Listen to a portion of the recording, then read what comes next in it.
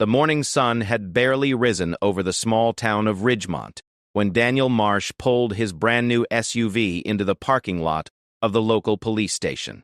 He stepped out with the kind of confidence that comes not from achievement, but from money. His shoes were expensive. His watch was heavy. His cologne filled the air around him like a cloud that refused to leave.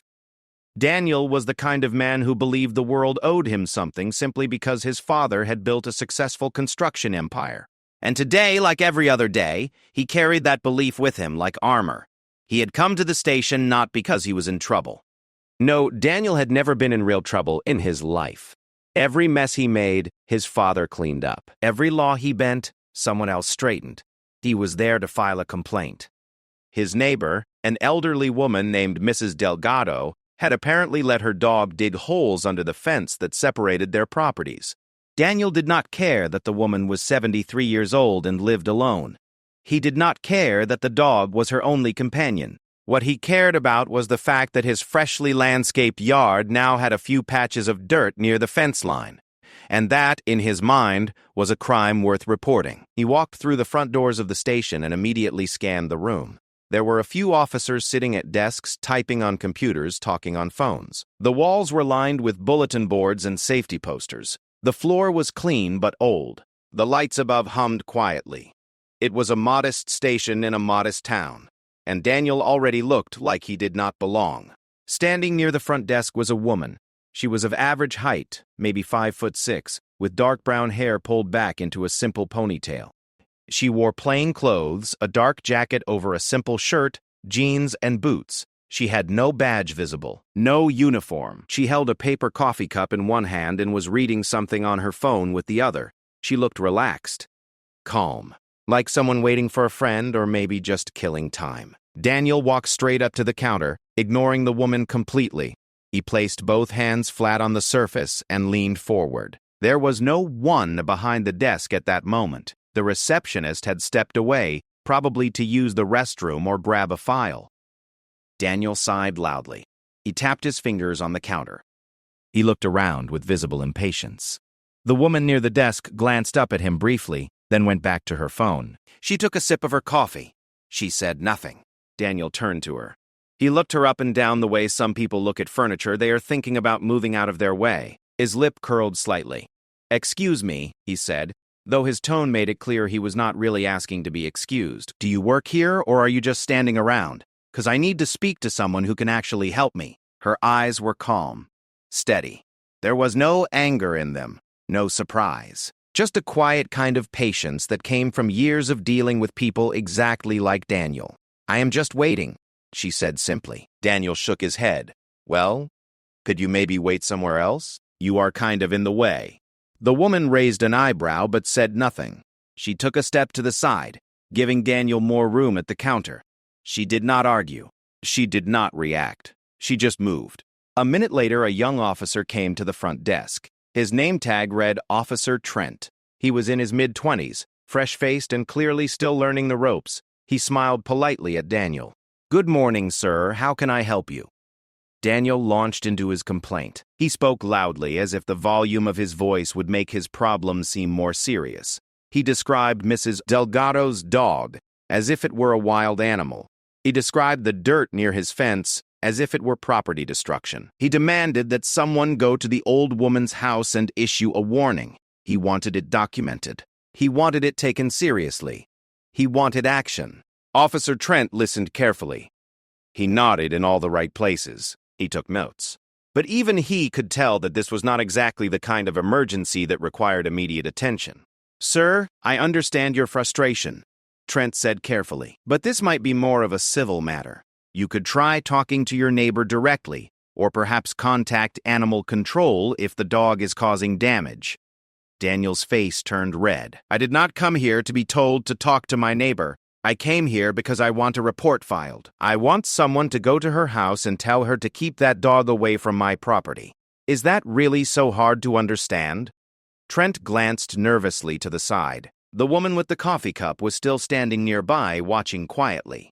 Trent knew who she was. He knew exactly who she was.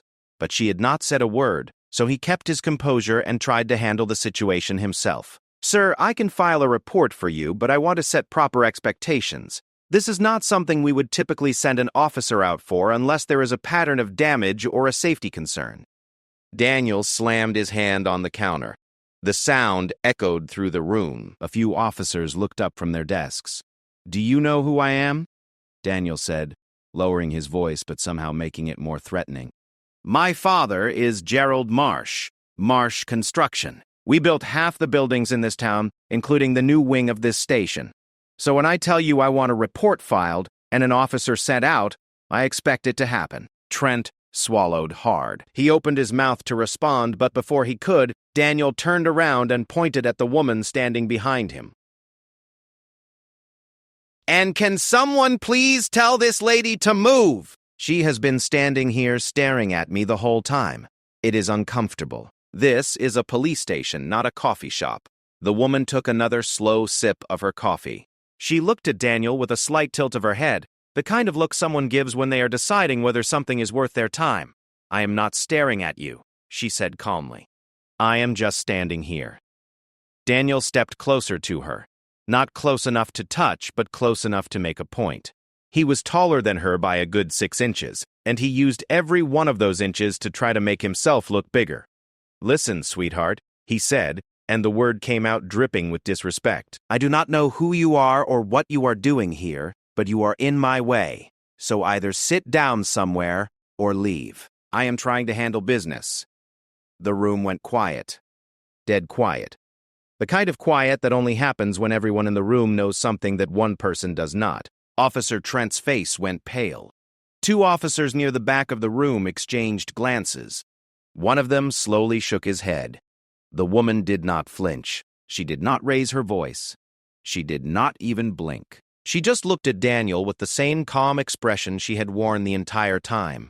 Then she set her coffee cup down on the counter, reached into her jacket pocket, and pulled out a small leather case. She flipped it open and held it up in front of Daniel's face.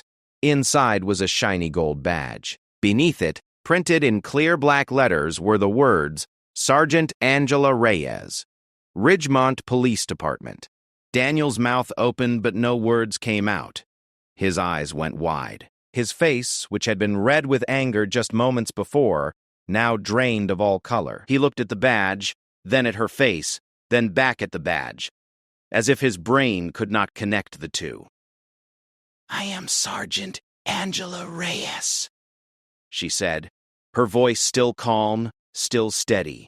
"I am the officer in charge of this station today. I have been standing here for the last 10 minutes listening to you yell at my officer, slam your hand on my counter, drop your father's name like it is some kind of password, and tell me, a sworn officer of the law, to go sit down."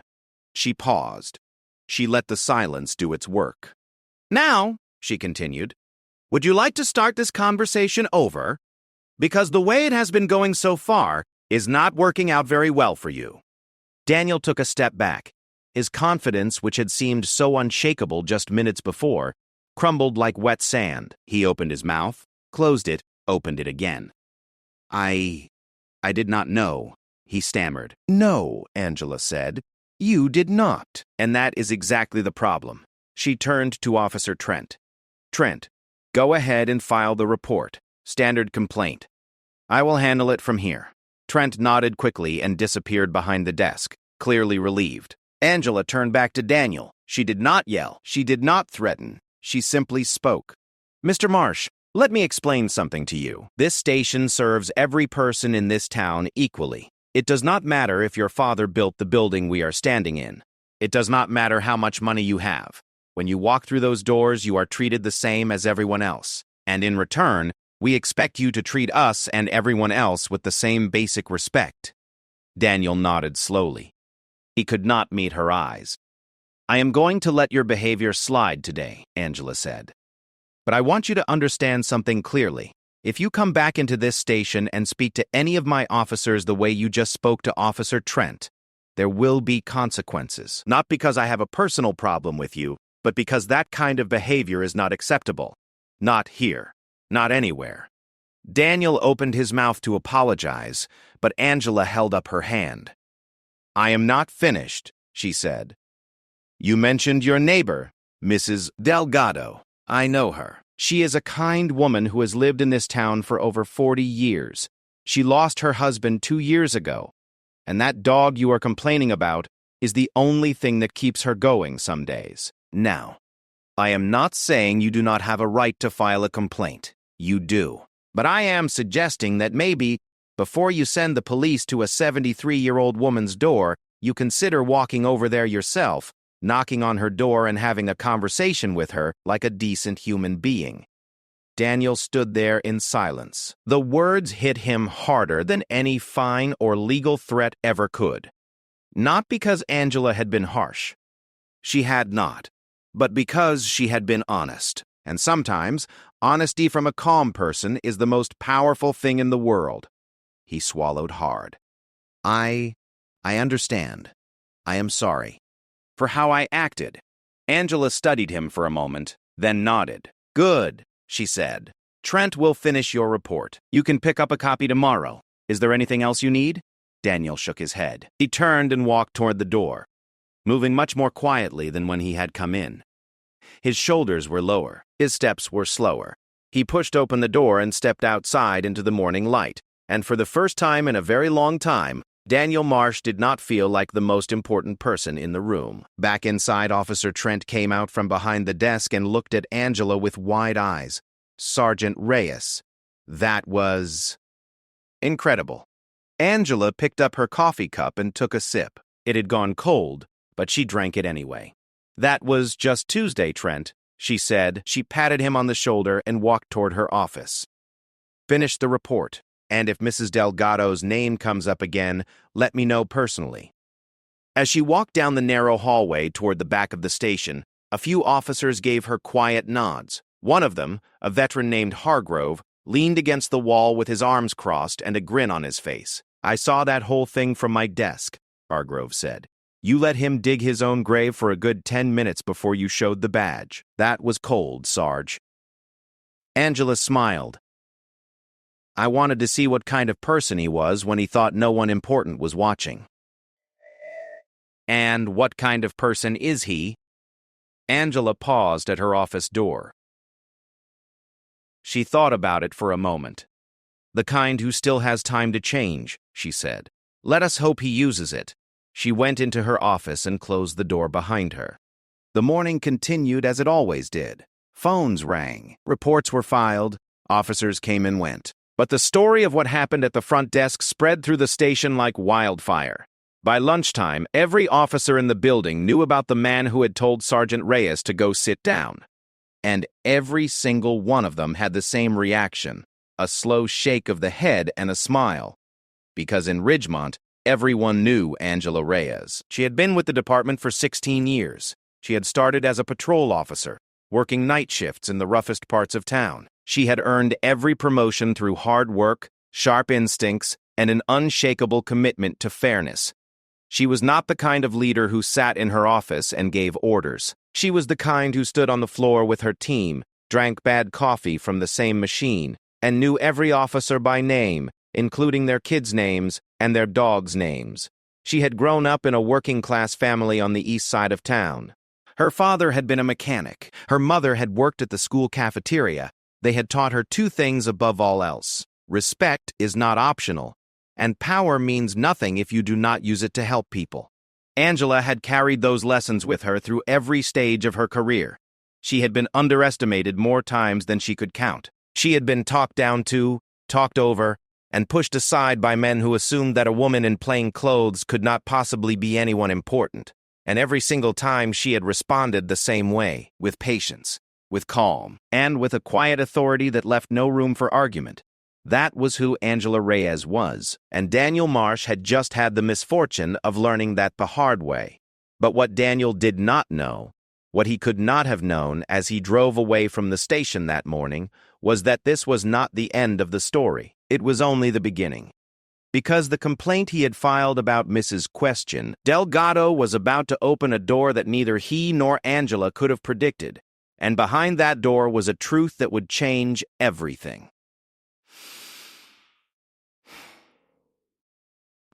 Mrs. Delgado was not just a sweet old woman with a digging dog. She was sitting on a secret that had been buried for decades. a secret that involved the Marsh family itself. And Angela Reyes, the sergeant who had been pushed aside at the front desk, was about to be the one to dig it up. The complaint was routine. The paperwork was standard. But the investigation that would follow was anything but. And it all started because one arrogant man walked into a police station and made the biggest mistake of his life. He underestimated the woman standing right next to him. Daniel drove home that morning with a strange feeling in his chest. It was not anger. It was not embarrassment, though there was plenty of that too. It was something deeper, something he had not felt in a very long time. It was the uncomfortable, gnawing sensation of being wrong. He pulled into his driveway and sat in the car for a moment, staring at the house next door. Mrs. Delgado's house was small compared to his. The paint was peeling in a few places. The garden was overgrown but colorful, full of wildflowers and herbs that spilled over the edges of old clay pots. A wind chime made of seashells hung from the porch, tinkling softly in the breeze. He could see the dog through the fence. It was a medium-sized mutt with floppy ears and a wagging tail. It was currently sitting in the sun, doing absolutely nothing threatening. Daniel looked at the dog. He looked at the dirt near his fence. He looked back at the dog. For the first time, he felt foolish. He went inside his house and sat in his living room. The house was large and clean and empty. He lived alone. He had been married once, years ago, but that had ended quickly. She had said he was too much like his father, too loud, too demanding, too sure that the world revolved around him. He had dismissed her words at the time. But sitting there in the silence of his big, empty house, he heard them again, and this time they stung. He thought about Sergeant Reyes. He thought about the way she had looked at him, not with anger, not with superiority, just with calm, honest clarity. She had not tried to humiliate him. She had simply told him the truth, and the truth was that he had been acting like a fool. Then he stood up, walked to his kitchen, and pulled out a notepad. He wrote a short message, folded it in half, and walked outside. He stood at Mrs. Delgado's front gate for a full minute before he opened it. His heart was pounding, which was ridiculous. He was a grown man. He had negotiated million-dollar contracts. He had argued with city planners and won. But walking up to an old woman's door to apologize for being a bad neighbor felt like the hardest thing he had ever done. He knocked twice. The door opened slowly. Mrs. Delgado stood there, small and silver-haired, wearing a floral apron and holding a wooden spoon. The smell of something warm and cinnamon-filled drifted out from behind her. She looked up at Daniel with wide, cautious eyes. "Yes," she said. Daniel cleared his throat. "Delgado, I am Daniel. I live next door." "I know who you are," she said. Her voice was gentle but guarded.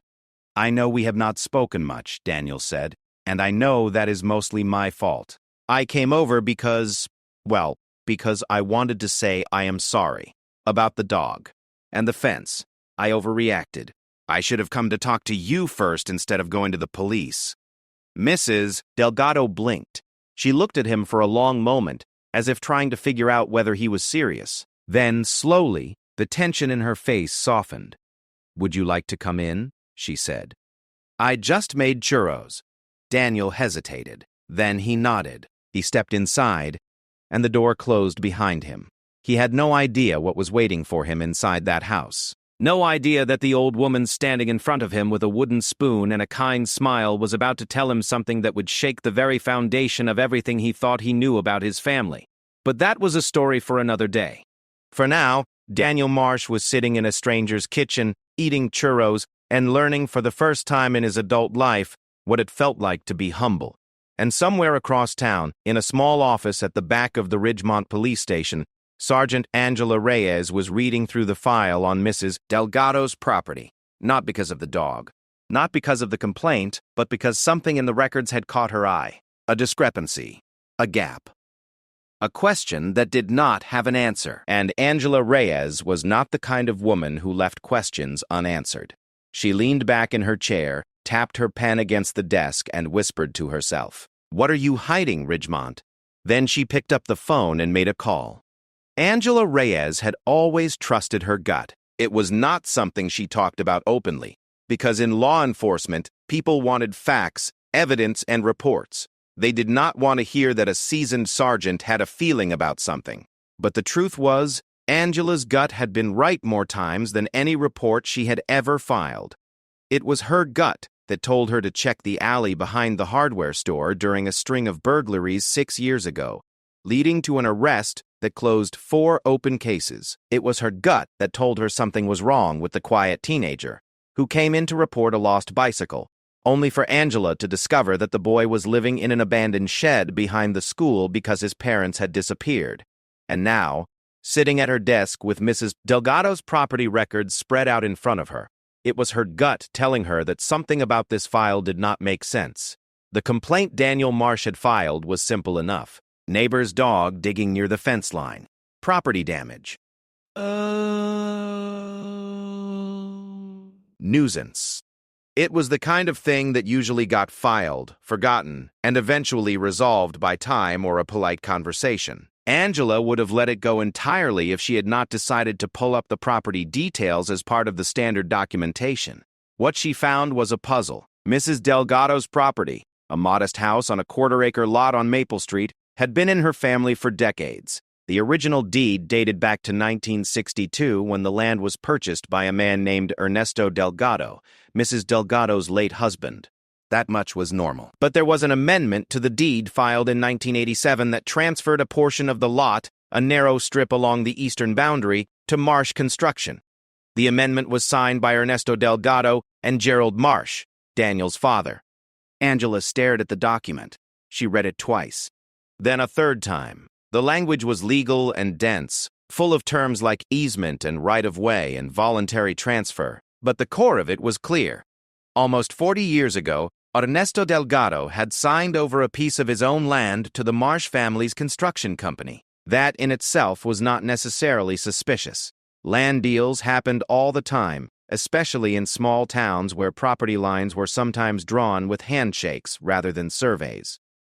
But 2 things caught Angela's attention.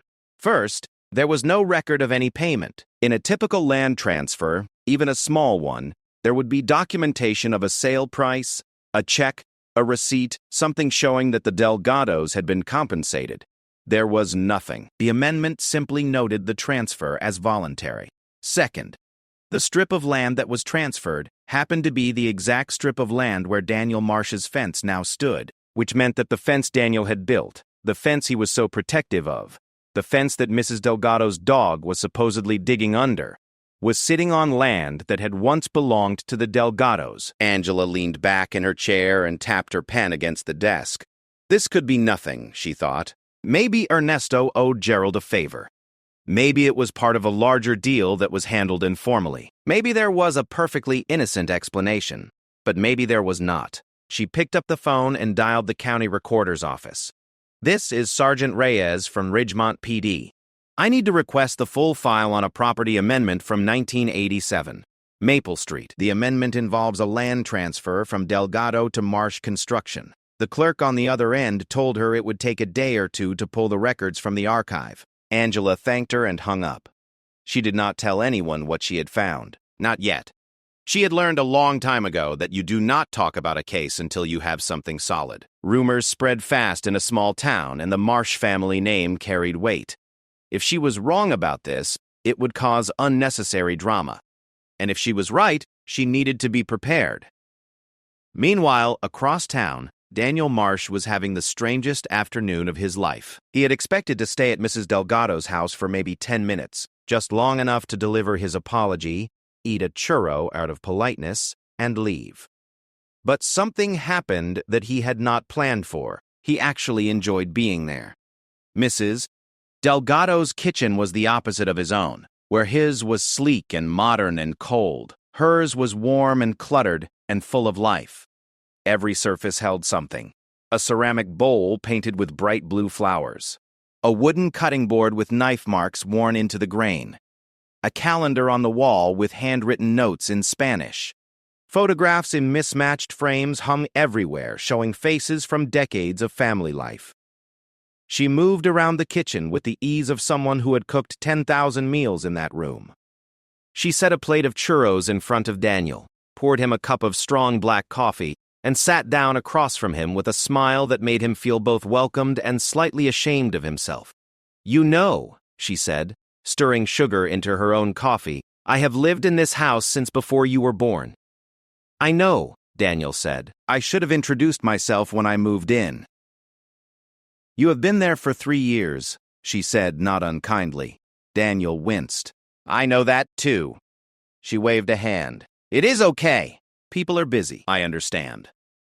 They sat in silence for a moment. The dog, whose name was apparently Canella, padded into the kitchen and lay down at Mrs. Delgado's feet with a heavy sigh.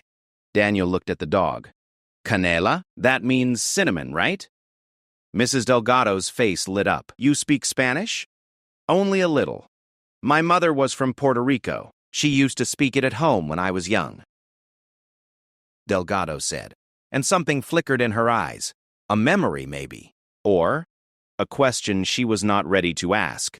She paused, then smiled again. "Well, Canella is a good dog. She just likes to dig. It is in her nature." "I know," Daniel said. "I overreacted. I am sorry." "You said that already." "I know, but I mean it." Mrs. Delgado studied him for a moment. Then she reached across the table and patted his hand. "You are not like your father," she said. The words came out of nowhere, and they landed like a stone dropped into still water. Daniel blinked. "What do you mean?"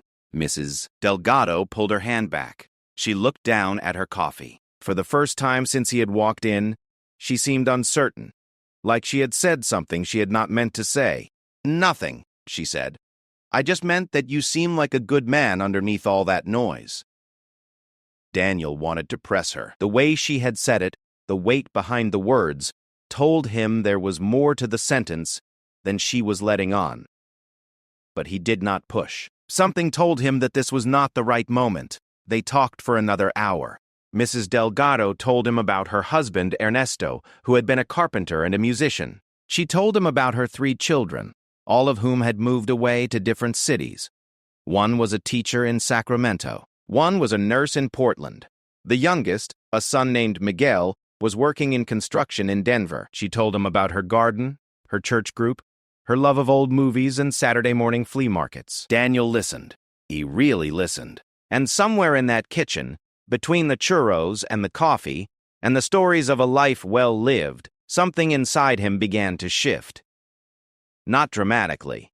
Not all at once, but like a door opening just a crack, letting in a sliver of light that had not been there before. When he finally left, Mrs. Delgado walked him to the door. Canella followed, wagging her tail. "Thank you for the churros," Daniel said. "Thank you for coming over," she said. "You are welcome any time." He walked back to his house feeling lighter than he had in years. He did not know why. He could not explain it, but he felt it, deep in his chest. Like a knot that had been there so long he had forgotten about it was slowly beginning to loosen. 2 days later, Angela received the files from the county recorder. She spread them out on her desk and began to read. The original property records confirmed what she had already seen. The land transfer from Delgado to Marsh Construction had been filed in 1987 with no record of payment. But the full file contained something the digital summary had not shown: a handwritten note attached to the amendment, tucked into the back of the folder like an afterthought. The note was on plain white paper, yellowed with age. The handwriting was shaky but legible. It read, "I am signing this paper because I have no choice. Mr. Marsh says if I do not give him the land, he will make sure the city condemns my house. He says he has friends on the council. I do not know if this is true, but I cannot take the risk. This house is all my family has. God forgive me."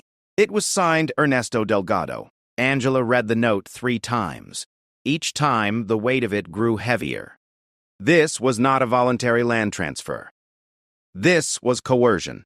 Ernesto Delgado had been pressured, possibly threatened, into giving away part of his property by Gerald Marsh, and the note, hidden in a county file for nearly 4 decades, was the only proof. Angela sat very still for a long time. She thought about Mrs. Delgado, alone in that house with her dog, and her memories. She thought about Daniel, who probably had no idea what his father had done, and she thought about Gerald Marsh, A man whose name was on half the buildings in town. A man people respected and feared in equal measure. This was not going to be simple. She called Officer Trent into her office. "Close the door," she said. Trent obeyed, looking nervous. "What is going on, Sergeant?" Angela handed him the note. He read it slowly, his eyes widening with each line. "Is this real?" he asked. "It is in the official county file. It was attached to the deed amendment. Whether anyone ever read it before today is another question." Trent put the note down carefully, as if it might fall apart. "What does this mean?" "It means that Gerald Marsh may have used threats and intimidation to take land from a vulnerable family. If this note is accurate, the original transfer was made under duress, which means it may not be legally valid. So, Mrs. Delgado could get her land back? Possibly. But that is not all I am concerned about." Angela stood up and walked to her window. She looked out at the street below, watching a mother push a stroller past the station. "If Gerald Marsh did this to the Delgados," she said quietly, "he may have done it to others. Marsh Construction has been operating in this town for over 50 years. They have acquired land all over the county. If even a fraction of those deals were made the same way this one was, we are looking at a pattern. And patterns like that do not stay buried forever." Trent was quiet for a moment.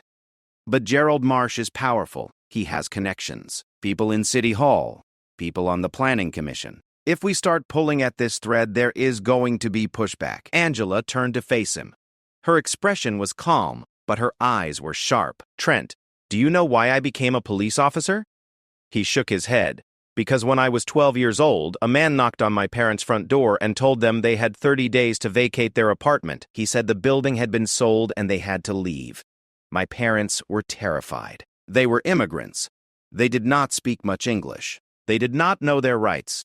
They packed up everything they owned and moved into a motel room for 2 months while my father looked for a new place." She paused. "Years later, I found out the building had never been sold. The landlord wanted to renovate and charge higher rent, so he lied. He counted on my parents being too scared and too uninformed to fight back, and he was right. They never questioned it. They just left." She sat back down at her desk. "That is why I do this job. Not for the badge, not for the authority, because I know what it feels like to have someone use power against people who cannot fight back. And I will not let that happen on my watch, not in my town." Trent nodded slowly. He could see the fire in her eyes, quiet and controlled but unmistakable. "So what do we do?" he asked. "First, we verify the note. I want a handwriting expert to confirm it was written by Ernesto Delgado. Second, I want to pull the records on every property acquisition Marsh Construction has made in the last 50 years. Every single one. I want to see if there are other transfers that look suspicious. That could be hundreds of records. Then we better get started." Trent stood up and headed for the door. Then he stopped and turned back. "Sergeant, are you going to tell Mrs. Westminster? Delgado? Hendricks are working for this." Angela thought about it. "Not until we have something solid. I do not want to give her hope only to have it taken away." Trent nodded and left. Angela sat alone in her office looking at the note. She thought about Ernesto Delgado, a man she had never met, sitting at his kitchen table 37 years ago, writing those words with a trembling hand. She thought about the fear he must have felt, the helplessness, the knowledge that the world was tilted against him and there was nothing he could do about it. She carefully placed the note back in its folder and locked it in her desk drawer. Then she opened her computer and began searching the county database for every property connected to Marsh Construction. It took her 3 hours to compile the initial list. There were over 200 transactions spanning 5 decades. Some were straightforward purchases with clear documentation. Some were larger commercial deals involving contracts and permits and multiple parties. But scattered among them, like cracks in a wall, were a handful of transactions that looked exactly like the Delgado transfer. Small parcels of land acquired from individual owners with no record of payment and no clear explanation for why the transfer had occurred. Angela counted them. There were 11 families, 11 pieces of land, 11 transfers that, on paper, looked voluntary but, If Ernesto Delgado's note was any indication, might have been anything but. She printed the list, folded it, and put it in her jacket pocket. This was bigger than she had thought. Much bigger. The next morning, Angela drove to the Ridgemont Library. It was a beautiful old building with tall windows and dark wooden shelves that smelled like dust and history. She went to the reference section and asked the librarian for access to the local newspaper archives. "How far back do you need?" the librarian asked. 1980, maybe earlier. The librarian led her to a back room where old newspapers were stored on microfilm. Angela sat down at the reader and began scrolling through decades of local news. She was looking for something specific. Any mention of Marsh Construction in connection with property disputes, complaints, or legal actions. Any hint that what happened to the Delgados had happened to anyone else. For the first hour, she found nothing but the usual puff pieces. Gerald Marsh breaking ground on a new development. Marsh Construction donating to the school district. Gerald Marsh shaking hands with the mayor at a ribbon-cutting ceremony. The man was practically a saint in the local press. But then, buried in the back pages of an issue from 1980, she found something. It was a short article, barely 3 paragraphs, tucked between an ad for a tire shop and a notice about a church potluck.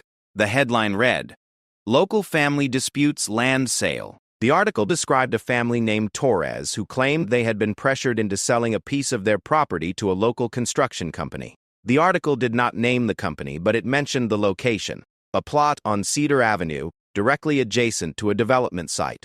Angela cross-referenced the address with her list. Cedar Avenue. It was one of the 11 suspicious transfers, and the development site next to it had been built by Marsh Construction. She kept scrolling. Over the next 2 hours, she found 3 more articles.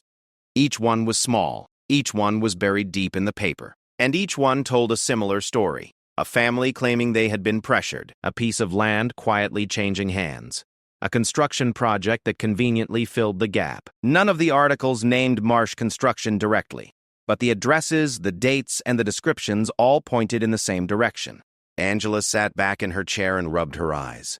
The pattern was clear. Gerald Marsh had spent decades acquiring land through intimidation, targeting families who were vulnerable, isolated, or unlikely to fight back. And the system, the local government, the press, the legal framework, had either looked the other way or simply not connected the dots, until now. Angela drove back to the station and went straight to her office. She closed the door, sat down, and stared at the wall for a long time. She knew what she had to do. She also knew what it was going to cost. Going after Gerald Marsh meant going after the most powerful family in Ridgemont. It meant challenging decades of accepted history. It meant facing lawyers, political pressure, and possibly her own colleagues who might prefer to leave the past alone. But she also knew that 11 families had been wronged. 11 families had lost something they could never get back. And one of them, Mrs. Delgado, was still living in the shadow of that wrong, alone in a house that had been diminished by a man who thought he could take whatever he wanted. Angela picked up her phone and dialed a number she had not used in a long time. It rang 3 times before a voice answered. District Attorney's Office. "This is Sergeant Angela Reyes from Ridgemont PD. I need to speak with someone about a possible pattern of property fraud and coercion. It involves a prominent local business." And there was a pause on the other end. "Can you give me more details? I would rather do it in person. Can I come in tomorrow?" "Of course. Ask for Assistant DA Karen Whitfield. She handles these cases. Thank you." Angela hung up and took a deep breath. There was no turning back now. She reached into her desk drawer and pulled out Ernesto Delgado's note. She read the last line again. "God forgive me." Angela placed the note carefully back in the folder. "You have nothing to be forgiven for, Mr. Delgado," she whispered. "Nothing at all." She turned off her desk lamp, gathered her things, and walked out of the station into the cool evening air. The sky was purple and orange, and the streetlights were just beginning to flicker on. She stood on the steps of the station for a moment, looking out at the town she had sworn to protect.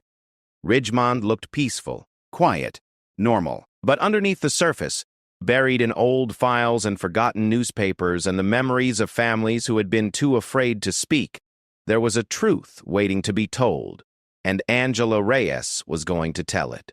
no matter what it cost. The office of the district attorney was on the third floor of the county building, a gray concrete structure that looked like it had been built in the 70s and never updated since. Angela arrived at 9 in the morning, carrying a folder thick with documents, printed records, photocopies of old newspaper articles, and the original handwritten note from Ernesto Delgado sealed in a plastic evidence sleeve. She was shown to a small conference room, where Assistant DA Karen Whitfield was already waiting. Karen was a tall woman in her early 50s, with reading glasses perched on the tip of her nose and a pen tucked behind her ear. She had a reputation for being thorough, patient, and absolutely relentless when she believed in a case. Angela had never worked with her directly, but she had heard enough to know that if anyone would take this seriously, it was Karen. They shook hands and sat down. "Sergeant Reyes," Karen said, folding her hands on the table, "you mentioned property fraud and coercion involving a prominent local business." "I am listening." Angela opened her folder and laid it all out. She started with the Delgado property. She explained the amendment to the deed, the lack of any payment record, and the handwritten note from Ernesto. She passed the note across the table and watched Karen read it. Karen's expression did not change. She read it slowly, then read it again. When she looked up, her eyes were sharp. "This is compelling," she said, "but a note alone is not enough. We would need corroboration, other witnesses, similar patterns, something that shows this was not an isolated incident." "So?"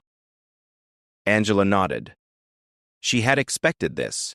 She reached into the folder and pulled out her list.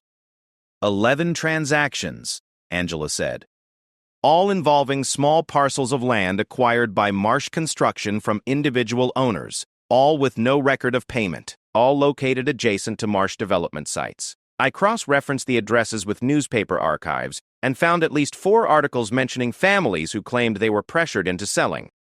She laid the articles on the table alongside the property records. Karen picked them up one by one, reading each carefully. The room was quiet except for the sound of paper and the hum of the air conditioner.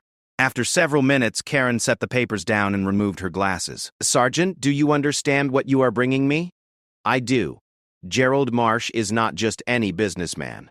He has donated to every campaign in this county for the last 3 decades. He has friends in the judiciary, the planning commission, and the city council.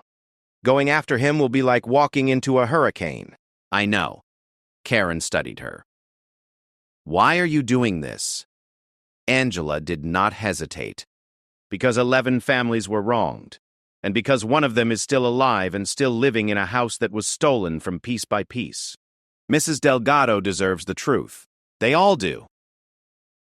Karen was quiet for a long moment. Then she picked up her pen and pulled a fresh legal pad toward her. "All right," she said. "Let us build a case." They worked for 3 hours that morning. Karen explained what they would need to move forward. First, the handwriting on the note had to be verified as Ernesto Delgado's. Angela had already arranged for a forensic document examiner to review it. Second, they needed to locate members of the other families on the list, the ones who had also lost land to Marsh Construction, and find out if any of them were willing to come forward. "That is going to be the hardest part," Karen said. "If these people were intimidated once, they may be reluctant to speak up again, especially if Gerald Marsh is still alive." "He is," Angela said. "He is 81 years old and still lives in the big house on Ridgemont Hill. He stepped back from the company about 10 years ago, but everyone knows he still pulls the strings." Karen nodded. "Then we need to be smart about this. No leaks, no rumors. Everything stays between us until we have enough to move." She left the county building that afternoon with a sense of purpose so strong it almost hurt. She had been a police officer for 16 years, and she had handled hundreds of cases.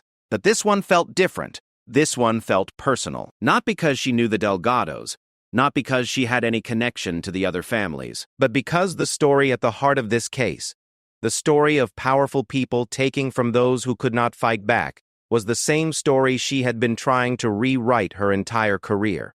Over the next 2 weeks, Angela worked the case quietly. She delegated her routine duties to Officer Trent and other members of her team, telling them only that she was working on a special investigation.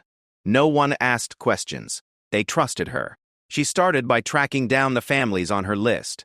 Of the 11, 3 had moved out of state and could not be located.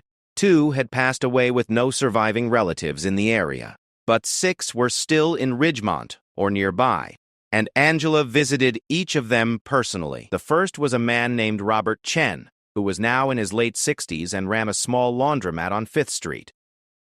When Angela showed up and told him she was looking into old property transfers connected to Marsh Construction, his face went pale. "I have not talked about that in 30 years, he said. "I know," Angela said gently, "but I am asking you to talk about it now." Robert sat down heavily on a plastic chair in the back of his laundromat, surrounded by the hum of washing machines and the smell of detergent. He told Angela that in 1991, Gerald Marsh had come to his parents' house and told them that the city was planning to widen the road in front of their property. He said that if they did not sell a portion of their lot to Marsh Construction voluntarily, the city would use eminent domain and take it for nothing. Robert's parents, who were Chinese immigrants with limited English, believed him and signed the papers. The road was never widened, but Marsh Construction built a parking lot on the land 6 months later. "My father cried when he realized what had happened," Robert said. "He went to a lawyer, but the lawyer said there was nothing he could do because the transfer had been signed voluntarily. My father never forgave himself."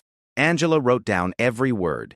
She thanked Robert and asked if he would be willing to make a formal statement. He said yes. The second family she visited was the Torres family, the same name she had found in the old newspaper article. Maria Torres, now a grandmother, lived in a small apartment on the south side of town. She told a similar story. Her parents had been told their property had code violations and would be condemned unless they transferred a portion to Marsh Construction for remediation. The violations were never real. The land was absorbed into a commercial development. The third family was the Nguyens. The fourth was the Andersons. The fifth was the Garcias. Each story was different in its details but identical in its structure. Gerald Marsh, or someone working on his behalf, had approached vulnerable families, many of them immigrants, elderly, or living on fixed incomes, and used threats, lies, or manipulation to acquire their land for nothing.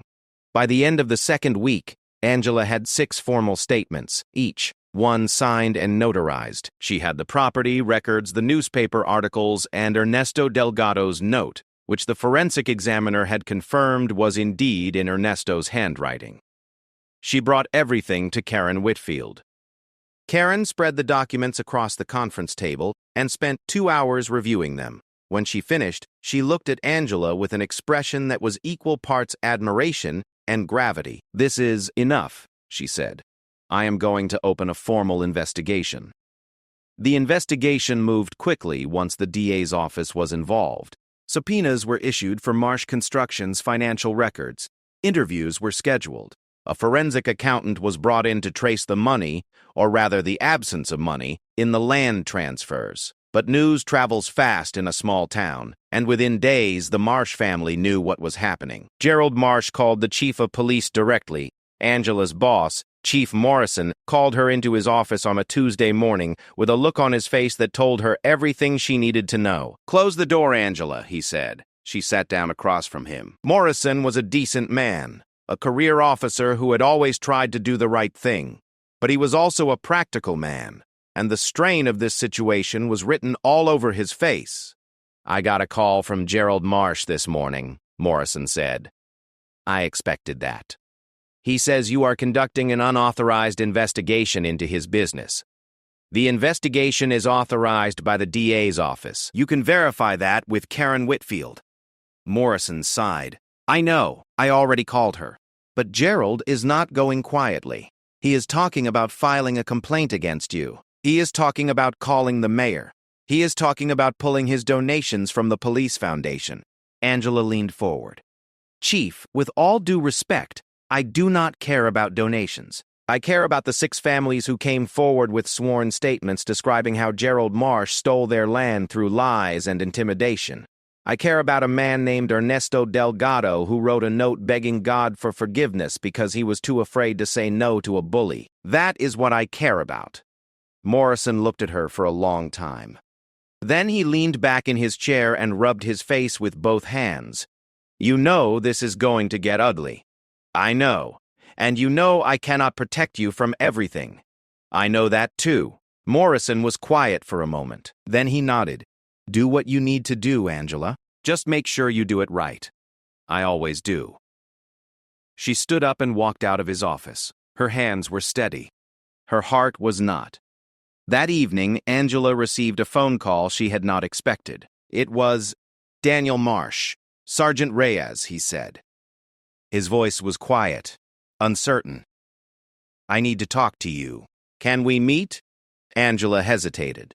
She knew she should not meet with a member of the Marsh family while an active investigation was underway. But something in Daniel's voice told her this was not about the case. Or rather, it was about the case, but not in the way she expected. I can meet you at the station tomorrow morning, she said.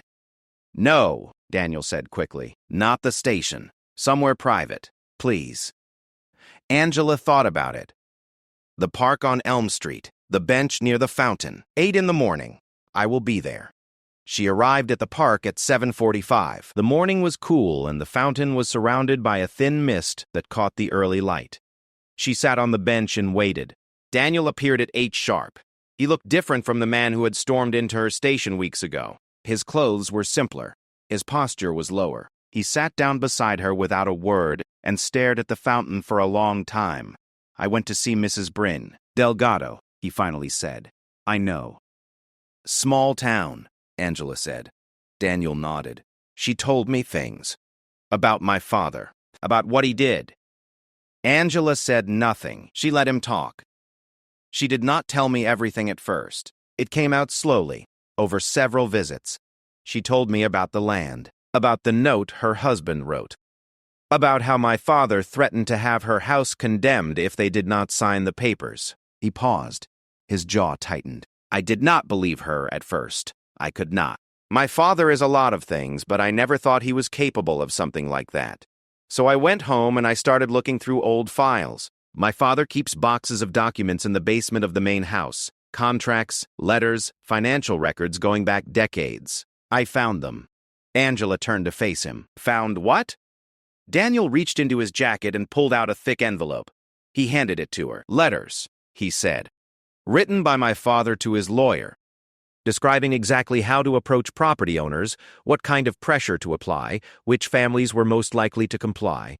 There are references to city officials who helped him. Names, dates, amounts paid to look the other way. Angela opened the envelope and began reading. Her hands were steady, but inside, her heart was racing. These letters were not just evidence, they were a confession. A detailed, written, incontrovertible confession that Gerald Marsh had orchestrated a decades-long scheme to steal land from vulnerable families. She looked at Daniel. His eyes were red, but he was not crying. He was holding himself together with visible effort. Why are you giving me this? She asked. Daniel stared at the fountain. Because Mrs. Delgado showed me something I had never seen before. She showed me who my father really is. And she showed me who I do not want to be.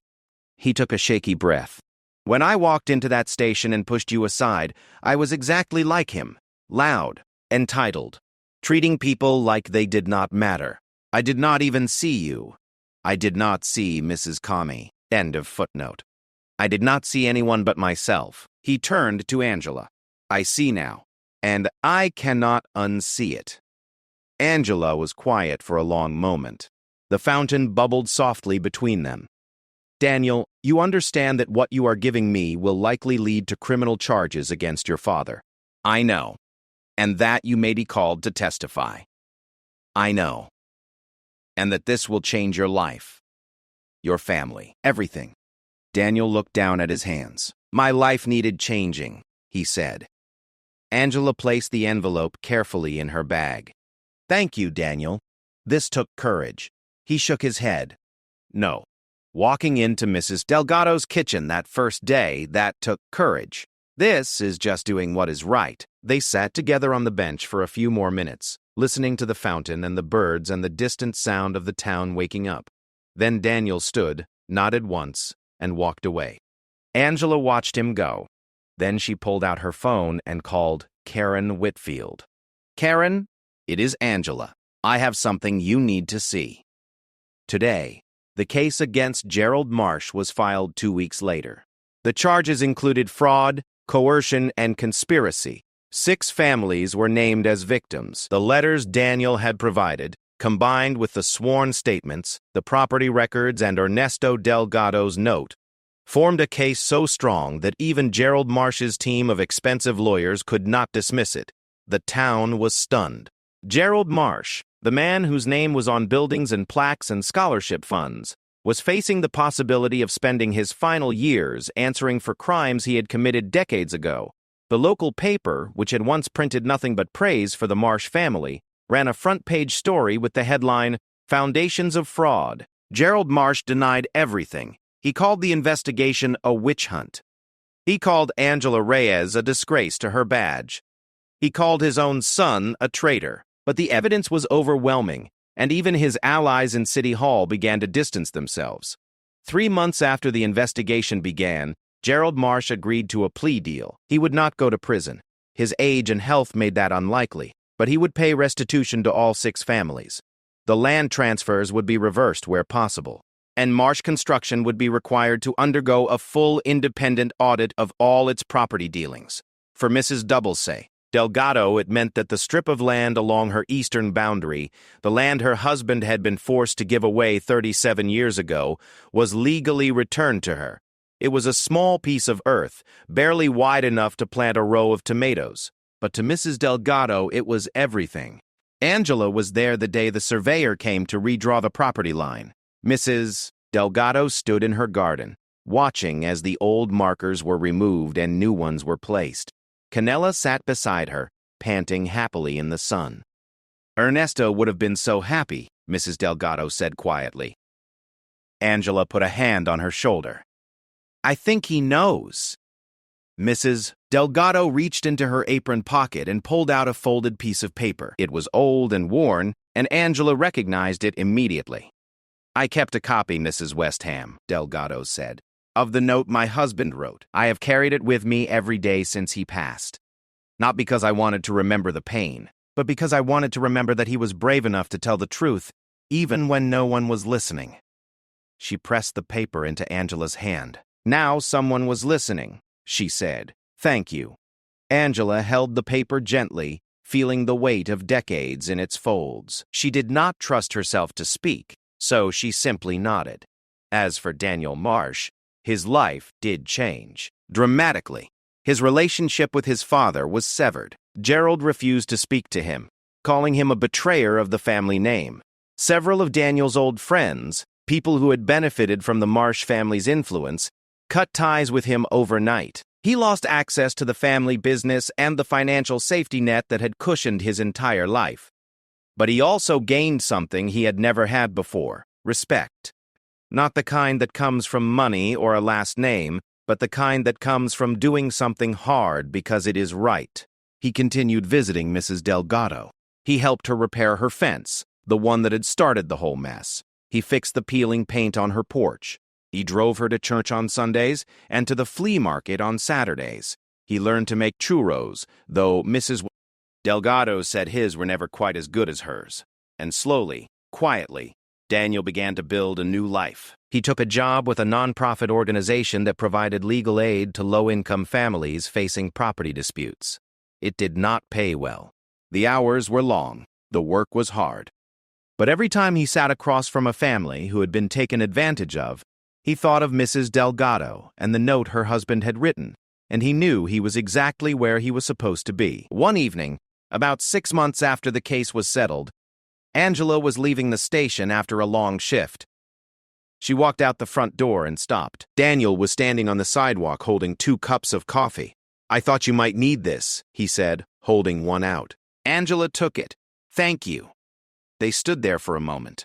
2 people who had started as strangers on opposite sides of a counter and ended up on the same side of something much bigger. I never properly apologized, Daniel said, for that first day, for pushing past you, for calling you sweetheart, for being everything that is wrong with people like me.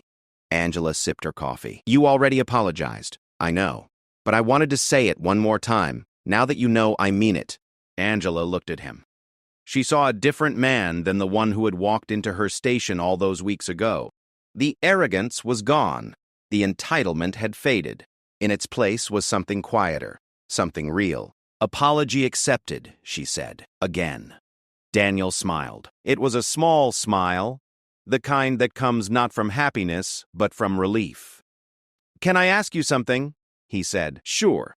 That day at the station, when I was being horrible, you just stood there. You did not say anything. You let me go on before you showed your badge. Why?" Angela thought about it.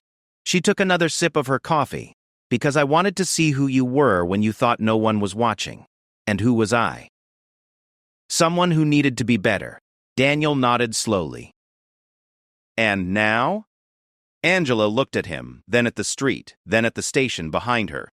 "Now you are someone who is trying, and that is all any of us can do." She finished her coffee, tossed the cup in the trash, and walked to her car. "Good night, Daniel." "Good night, Sergeant." She drove home through the quiet streets of Ridgemont. The town was the same as it had always been. Small, imperfect, full of secrets and stories and people doing their best to get through the day. But something had shifted, not in the buildings or the streets or the signs, something deeper, something in the air. Justice had been done, not perfectly, not completely, but enough. Angela pulled into her driveway and sat in the car for a moment. She thought about her parents, about the apartment they had been forced to leave when she was 12, about the landlord who had lied and the system that had let him get away with it. She thought about how that one moment had shaped her entire life, pushing her toward a career in law enforcement, toward a commitment to fairness that burned in her chest like a pilot light that never went out. She thought about Ernesto Delgado, a man she had never met, who had written a note full of fear and shame and hidden it in a folder, hoping that someday someone would find it. She had found it, and she had made it matter. Angela got out of the car, walked into her house, and sat down at her kitchen table. The house was quiet. The night was still. She pulled out her phone and saw a text message from Officer Trent. "Hey, Sarge. New complaint came in. Neighbor dispute on Oak Street. Want me to handle it?" Angela smiled. She typed back, "Handle it. But talk to both sides first. You never know what you will find." She set the phone down, leaned back in her chair, and closed her eyes. Tomorrow there would be new cases, new complaints, new problems to solve. There would be people who were angry, and people who were scared, and people who thought the rules did not apply to them. There would be moments of frustration, and moments of doubt, and moments when the weight of the badge felt heavier than it should. But there would also be moments like this, quiet moments at the end of a long road where you could look back and know, really know, that you had done something good, that you had stood up when it would have been easier to sit down, that you had spoken when it would have been safer to stay silent, that you had refused to look away from the truth, even when the truth was ugly and the path forward was uncertain. Angela Reyes had been pushed aside by a man who did not know who she was. And in that small, insignificant moment, a chain of events had been set in motion that would uncover decades of injustice, reunite families with stolen land, and transform a man who had spent his whole life taking into someone who was finally learning to give, all because a woman in plain clothes, holding a cup of coffee, decided to wait and see. That is the thing about power. The people who have it the most are often the ones who show it the least. They do not need to announce themselves. They do not need to raise their voices or slam their hands on counters or drop names to get respect. They stand quietly, watch carefully, and act when the moment is right. And when they do act, the world pays attention. Sergeant Angela Reyes closed her eyes and let the silence of her kitchen wrap around her like a blanket. She had done her job. She had done it well, and tomorrow she would do it again. Because that is what good people do. They show up, they pay attention, they care.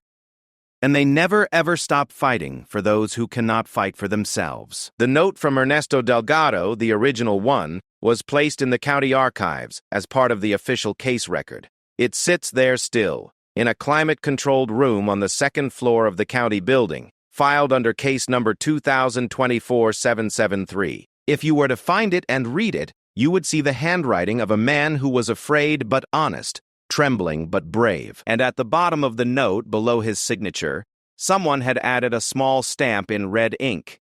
It read, "Evidence received. Case closed. Justice served." Mrs. Delgado planted tomatoes on her land that spring. She said they were the best she had ever grown. She gave a basket of them to Angela, who brought them to the station and shared them with the whole team. Officer Trent, who had been there from the beginning, took a bite of one and said it was the best tomato he had ever tasted. "That is because it grew on free soil," Angela said, and everyone in the room understood exactly what she meant.